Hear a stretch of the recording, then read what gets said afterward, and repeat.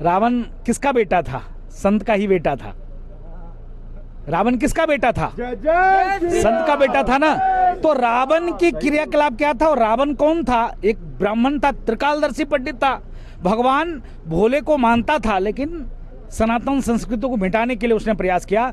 तो फिर मैं कहता हूं, भूपेश बघेल शुद्ध रूप से रावण का दूसरा रूप है। फिर मैं कहता हूं, कांग्रेस का पूर्व मुख्यमंत्री भूपेश बघेल रावण का दूसरा रूप है।